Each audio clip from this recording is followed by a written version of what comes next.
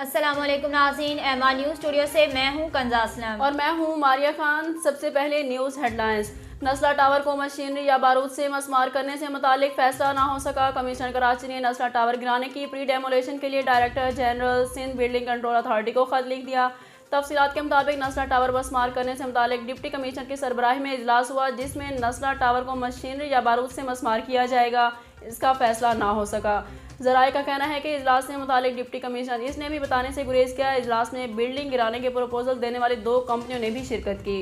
इजलास के बाद डीसी ईस्ट ने मीडिया से गुफ्तगू करते हुए कहा, कंपनीज ने कुछ रिपोर्ट्स मांगी हैं, सिविल रिपोर्ट समेत दीगर मालूमात दी जाएगी। डीसी ईस्ट का कहना था एसबीसीए हुकाम भी इजलास में शरीक थे। मालूमात देने के बाद कंपनी सिफारिशात भेजेगी, वो कमिश्नर को दी जाएंगी। ज़राए ने बताया है कि एक कंपनी ने पेशकश की है कि मशीनरी से 1 से 1.5 माह में इमारत मसमार कर देंगे, जबकि एक कंपनी ने बम से बिल्डिंग को मसमार करने की पेशकश की।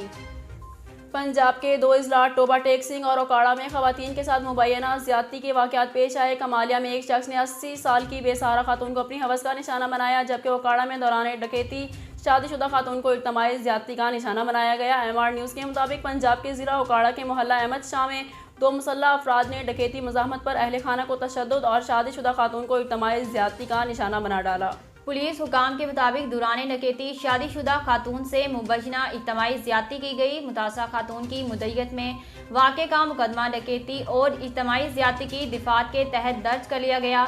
दूसरी जानिब पंजाब के ज़िला टोबा टेक्सिंग के शहर कमालिया के नवाही गाँव में 80 साला खातून को मुबैना ज्यादती का निशाना बनाया गया। पुलिस ने मुतासरा खातून की मुद्दत में मुकदमा दर्ज कर लिया।